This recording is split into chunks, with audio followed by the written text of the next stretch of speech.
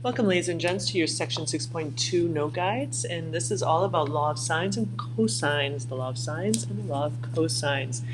If you see right here, the objectives, we're going to first make sure you can solve any non-right triangle. This is a big deal because SOHCAHTOA, Pythagorean theorem, all the right triangle trigonometry that you've learned so far is for right triangles. And you have yet to find lengths of sides and angles of non-right triangles. So law of sines and cosines, hugely powerful. And notice the second part of the objective is to set up and solve a triangle in an application, which is really how do we apply it, and we tend to think of those as story problems, and they definitely make it a little bit more challenging. So let's start with a triangle, a general triangle here, and you see it on the right. We have angle ABC. Again, notice those are big letters. The smaller letters C, A, and B are directly across, and that's really, again, important to note that they always have that relationship. Small letters are for side lengths, and big letters are for angle measures.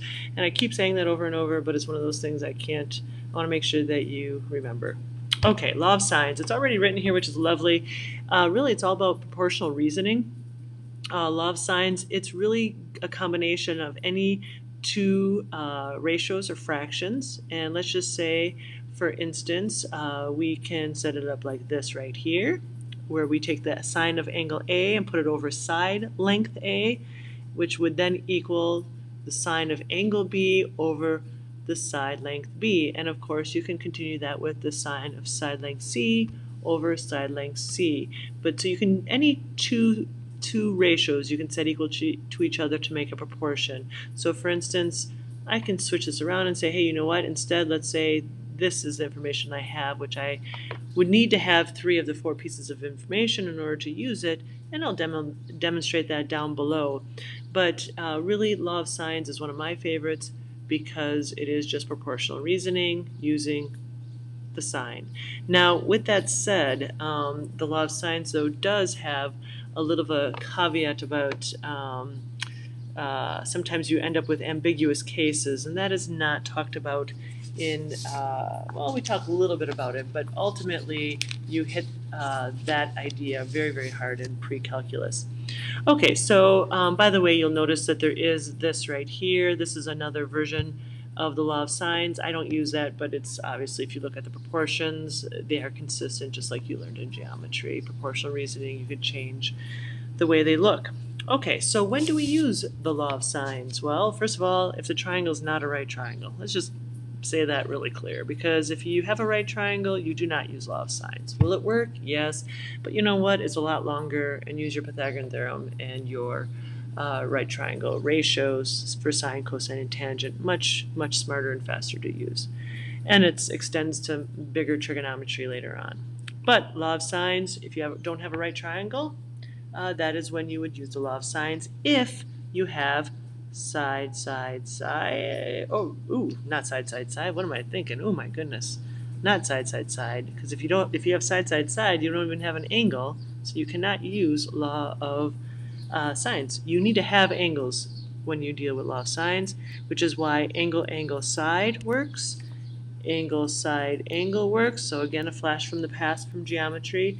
And the notorious, which when we're dealing with triangle congruency in geometry, you can't have, which is the naughty word ass, but let's just, for the sake of doing it, just to not be naughty, we're going to call it side, angle. So side, angle, or angle, side, is able to be solved using the law of sines, and that is kind of the special one. That's the one that ends up sometimes causing us a little bit of grief with ambiguity. So before I talk about law of cosines, I'm going to just jump right down here because it makes more sense to me to actually demo law of sines before I introduce law of cosines. Here's your example. You're seating a triangular courtyard. One side of the courtyard is 42 feet long, and another side is 37 feet long. So I'm going to just first of all draw a triangle of the courtyard, and keep in mind, folks, this is just a picture, so you can really draw it as long as it's triangular. Obviously you can draw it however you want. Now I'm going to label ABC just for my own sanity, And then, of course, I'm going to say, I don't know, one side is 42 feet. I'll say this side is 42 feet. And the other side is 37 feet long. And it says the angle opposite of the 42-foot side is 39 degrees. Now, opposite is going to be this angle right here. It's angle C, and that's going to be 39 degrees. It says ultimately, though, what do we want to do? We want to find the length of the third side of the garden. So we are looking for side AC, if you want to use your geometry notation, or I'm just going to say I want to find side B. Okay, so let me show you how the law of sines works. The first thing you're going to have to realize is that you're not going to be able to just jump right to find the side length B. You're going to have to first get the angle across from angle or side B, which is angle B. So, but we don't have angle B, nor do we have side B. So I'm going to first use my law of sines, and I'm going to put this as step number 1, is first find angle A. And I can find angle A because I have the length across from A. So I'm going to say, okay, sine of A over the length of side A, which is 37, directly across, and we can say 37 feet if you want, is equal to the sine of one of the angles. I need to know an angle, which I do, which is 39 degrees, and I'm going to put that over the side across from 39 degrees, which is 42 feet. Now, before you start using your calculator, what you need to realize is that your calculator needs to be in the right mode. So if you had a teacher clear your calculator after final exams, you need to make sure that you are in degree mode. How do you do that? You hit mode and just make sure your calculator is in degrees. But what do we do to solve for angle A? Well, this is great. All you do is cross multiply. So I'm going to go sine of A times 42. I'm going to do this so you can see it, equals 37 times the sine of 39. Ooh, hold on. Let me try that again. 39 degrees. So I am going to take 37 times the sine of 39, and I get, I'm just going to write this down here, I get, you know what I'm going to do? I'm going to actually cut a couple steps here. I'm going to take sine of 39, I hit enter, times 37, because this is multiplication here, and then I'm going to divide it by 42, which is from over here, just so that I can get sine of A all by itself. And this is a trick. You do not want to round harshly here because we're talking about a pretty small number anyway. So give yourselves to the nearest, I would say at least like 10,000ths place, not even 1,000. I would go 5, 5, 4, 4. Give yourself 4 decimal places. Better yet, you don't even have to round at all if you want. That will give you even a much more accurate answer. What you cannot do is say, oh, this is 0.55, and then do the inverse sine of that, because your angle is going to be pretty far off. So now to find your angle, you're going to do your inverse sine. So A equals inverse sine of 0.5544, and that'll give you your angle A, which is equal to 33.67 degrees. And it was good, that last note guide that we reviewed how to find angles, because you're going to be doing that quite a bit here. Okay, so we found angle A, which is great. Now, what's kind of cool is that you can find angle B pretty easily, because you can go 180, because that's how many angle or degrees are in a triangle, minus that 39 for that one angle, and then minus the 33.67 degrees. So that gives me an angle B value of 107.33 degrees. And if you're off a little bit from me because you rounded maybe not as harshly, now you can't round more harshly than me, but you definitely might have even a more accurate answer than me, because I am rounding to the nearest 10,000ths place. Okay, so now I have angle B. Why is angle B important? Well, I'm going to switch colors here and show you. Now that I know that this right here, notice my picture is definitely not drawn to any kind of scale. This here is 107.33 degrees. I now can use that, in addition to the other information, to use law of sines again. So now that I have that angle, that's the first thing again I found is angle A.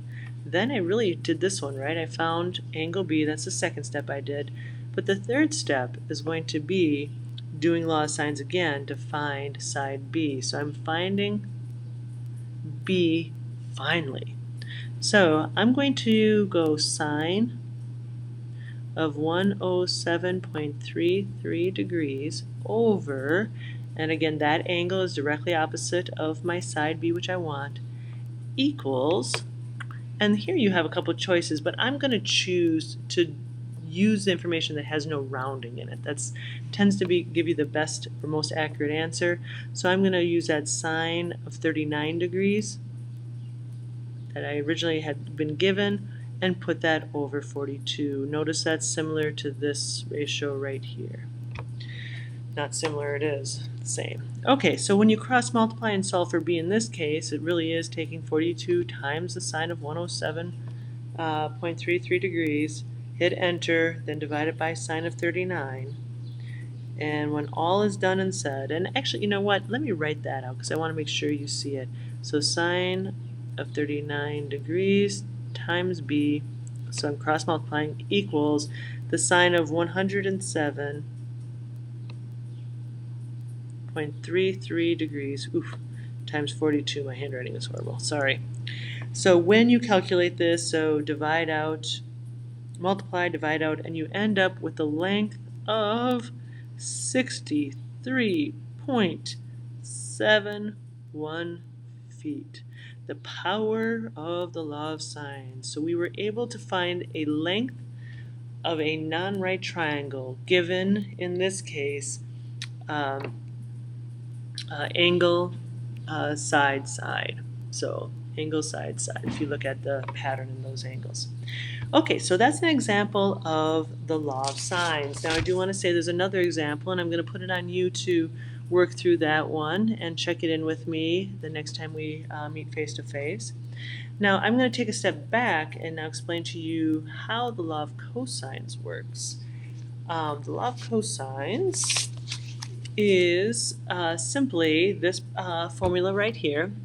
And notice it looks very much like the Pythagorean theorem, and you know what? It has an awesome proof to it that involves the Pythagorean theorem. But notice this here, we have c squared is equal to a squared plus b squared, looks like the Pythagorean theorem, but there's the added minus 2 times the side A times the side B, notice they're lowercase, right there lowercase, times the cosine of angle C. Now here's the other thing, is any one of these works depending on what information you're given. The triangle, by the way, if the triangle is not, again, a right triangle, you can use the law of cosines. And the cases that work for the law of cosines is side, side, side. So notice less angles here. So up on the top, notice that of the three of them, 2 of the 3 have 2 angles given.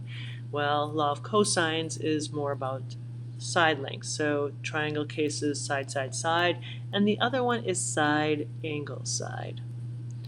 That's also one that you would have to use the law of cosines. So here's what I typically do with these two. I first look to see if I can set up a law of sines because it's much easier and a lot less room for error. And if that doesn't work, then I use law of cosines. And then you know what? When I use the law of cosines once, I always have enough information then to step in with the law of sines to wrap up the problem. So law of cosines is kind of like the heavy. You know, you don't use it all the time. You only use it when you really, really need to. So let me kind of show you an example of how that all works. So here we're using the law of cosines. Solve the triangle ABC. So this is where we're finding all 3 sides and all 3 angles, or at least any piece of information that's missing. And I'm going to draw it first. And notice I'm not thinking too much about it. I'm going to just call this A, B, C. And I know angle A here is 28 degrees. I know this side length is 8 because it's across from the C. It's that one. And then B is going to be 13 right across from the angle B. So the side that's missing is side A. And of course we need to also find angle B, and we need to find angle C. So here we go. Now if you try setting up law of sines, you're going to find that you don't have a side opposite of an angle that you need, and that is what it comes down to.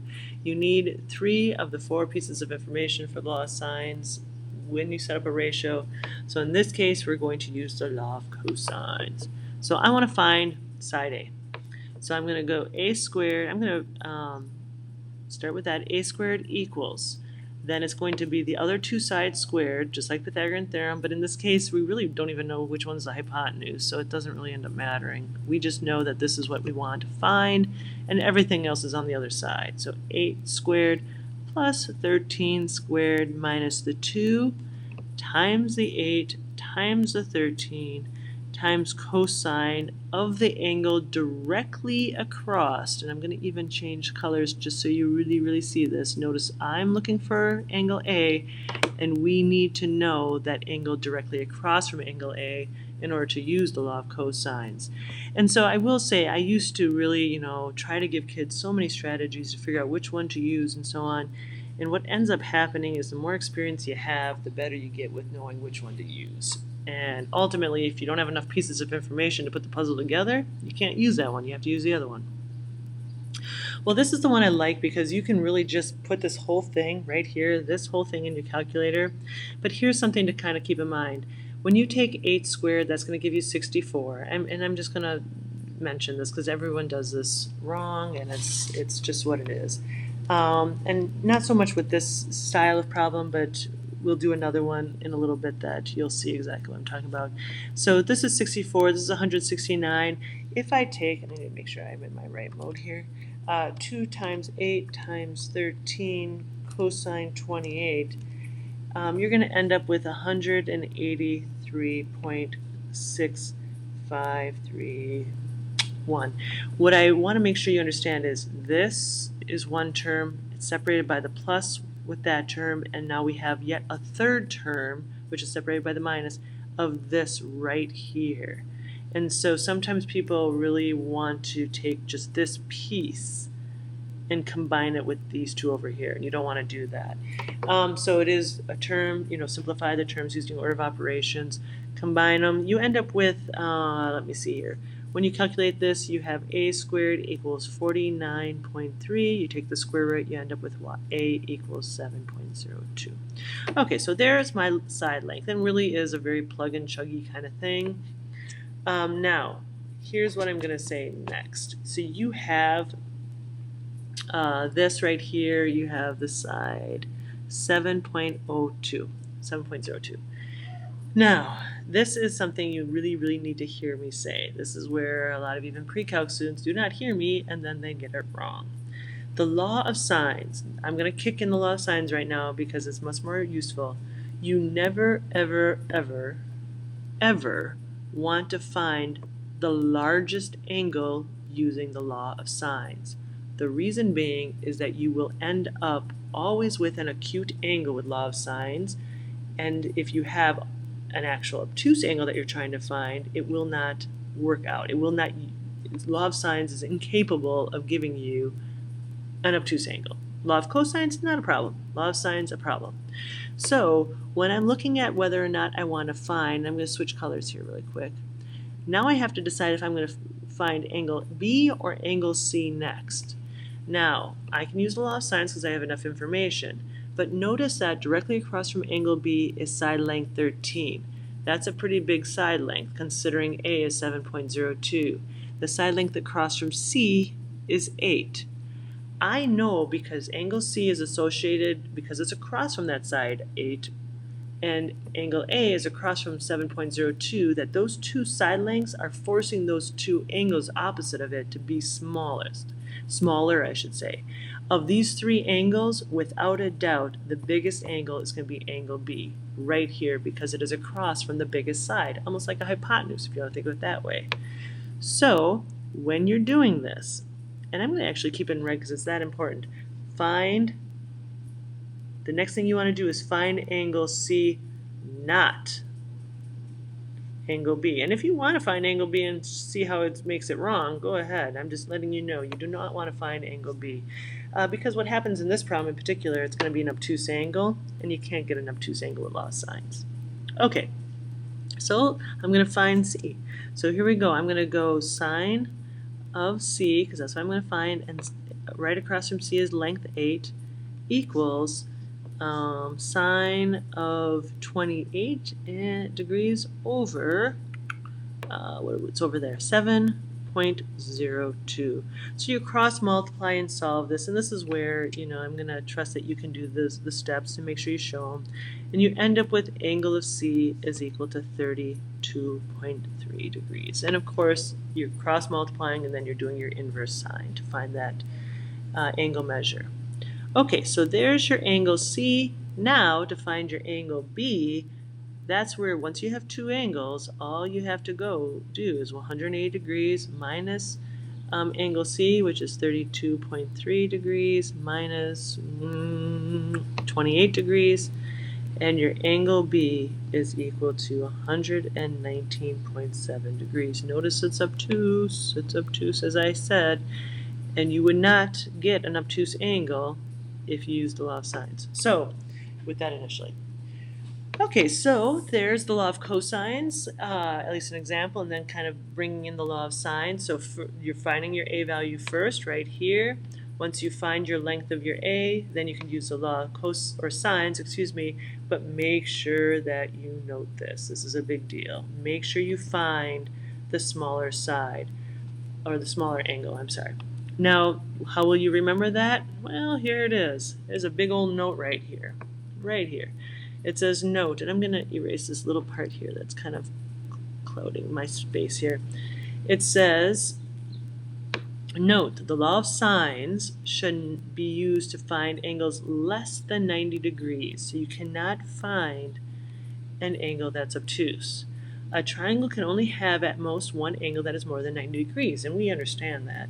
So that's why when you might have an obtuse angle, use the 180 degrees minus the other two angles to find that obtuse angle. That's the whole definition of triangle. That's an important idea, okay? So if the situation side happens, so if you have side, either find the largest angle first or save it for last. And so I just want to say, if you find the largest, well, side, no matter what, you're going to use the law of cosines. And so that's why you can do this. But again, law of sines will not find obtuse angle. Bottom line is, really, when I teach students, I say, you know what, always first find the smallest and wait for the, either find the largest angle first. Oops, sorry, I always say, just leave it for last. That's what I do. I always leave my biggest angle to last. That's what I would recommend. Then you don't have to remember things. It just kind of all works out then. You just need to remember that one rule, okay? That spells recommend, just so you know. Oof, that's horrible. Actually, I can undo that. That's not good enough for me. Okay, so this bottom part, this example number 4, as I'm still erasing things here, this is what I recommend. That's an E, by the way. Oh, geez, now I'm sorry, you guys. Here we go. And oofed. That's why this is all professional videoing right here. Okay, example 4. And then we are going to do one example on the back, and then I'm going to let you go and see how well you can do this. Example 4 says, solve the triangle ABC with side length A is 18, B is 10, and C is 13. So here we have a side type of situation. So I'm going to draw my triangle right away because that's important. So I have angle A, or B, C. A's side length is 18, B is 10, and C is 13. And you already know side, you're going to be using the law of cosine, so I'm going to do that right away. So I have 10 squared. Oh, by the way, I have to find an angle here, right? So the first thing I'm going to, even before I start, obviously you can see I'm starting with 10, but let me just kind of make sure you look at this triangle and say, which one is the biggest angle? Well, 10 is the smallest side, so that means this is the smallest angle. So that's smallest because it's across from the smallest side. But if you look at this, angle A is the biggest, and that's because it's across from the biggest side length. That's it. That's how you know. So I'm going to avoid angle A at all costs until the very, very end. So I could have found angle C or angle B. It would not matter, but I'm going to choose the smallest just to set my mind at ease. And here we go. So I have 10 squared equals 13 squared plus 18 squared minus 2 times 13 times 18 cosine of B. Now this, we haven't done this type before where we're finding an angle, so that's kind of why I want to work it out with you. So 10 squared is 100, 13 squared is 169, oops, 169. 18 squared is 324, minus 2 times 13 times 18 is 468 cosine B. Now, this is where I'm saying, and I need you to hear me, is that a lot of times people want to go this plus this minus this. You can't do that. You can add 169 and 324. Actually, you have to do that, and ignore the bells and the loudness that's going to happen here. I'm obviously trying to do videos while I'm working. But what I want to make sure you understand is this is a term all by itself over here. So leave that one alone for the time being. So I'm going to erase that so it's not in the way. So I have 100 equals 493 minus 468 cosine B. And you cannot combine these on the right-hand side right now. So I'm going to subtract 493 from both sides of my equation to isolate my variable, and I end up with a negative 393 equals negative 468 cosine B. Now, this is where you're slowly isolating your cosine B. So you're going to divide, because this is multiplication here, you're going to divide both sides by negative 468, negative 468, and then you'll end up with cosine B equals positive 0.8397. And again, be careful about how hard you round these problems. And then now you're doing your inverse cosine to find your angle B. So inverse cosine of 0.8397 will give you an angle measure of 32.9 degrees. There's my angle B, and I'm pretty happy about that. So now I can use the law. Again, I only use the law of cosines once, only because it's long and arduous, so I tend to then go back to the law of sines. And I'm going to switch to colors so you can kind of follow my law of sines. Again, I am not messing around with that angle A. That angle A is going to be the last thing I do. So now I'm going to focus on angle C. So I'm going to go sine of C over 13 is equal to the sine of 32.9 degrees. And if it helped you to put 32.9 over here so you can see it, then it's maybe a little easier to see that you're putting that over 10. Cross multiply, solve, doing your inverse sine, and you'll find that your angle C is equal to 44.9 degrees. Now we have our angle B, we have our angle C. Of course, they're both acute angles because you can only have one obtuse angle. And now let's find angle A, which of course is that biggest angle. So I'm going to go 180 minus my 108 degrees minus 44.9 degrees minus 32.9 degrees equals 102.2 degrees. Ignore the loudspeaker. So there's my angle A, which of course just so happens to be an obtuse angle. So that is solved, that triangle. So we had side, side, side, and now we have all three angles solved. So we have angle B right there, oops, we have angle C over here, and we have angle A down below. Okay, so this video is a little bit on the longer side. I was thinking about cutting it in half, but I didn't want to do a part A and part B because it didn't flow very well. So I am going to plow on, and again, this here, example 5, is going to be your responsibility to show me and it's pretty straightforward. Just make sure your looks better. I think, yeah, your picture looks better than mine here. Notice over here, kind of like what we were talking about before, here's our angle of elevation where you're looking at the horizon then looking up. That's angle of elevation. If you're on this house up here and you're looking at the horizon and then looking down, that's an angle of depression that you've just created. So this we constantly reference, so please make sure that you look at that and really kind of think about it and kind of get into that memory of yours. Example 6, here we go. It says a hot air balloon is floating between the high school and the airport, which are 5.5 miles apart. So I'm going to just draw a little picture here. Here's my high school, and here's the airport, and I'm really not a very good drawer. Actually, I'm not even going to draw that good. Here, I'm going to just say this is the high school. Usually I draw a better picture, but you know what? I don't think I have the space. And then right here, this is the airport. And there's a balloon up here somewhere, and I'm not too worried about where it's at. I just know it's between the two because of what it said. But I do know the school and the airport are 5.6 miles apart. So I need to write that. I find that sometimes it's the pictures that make it the hardest, and that's really the trick here, is making sure you can draw these pictures.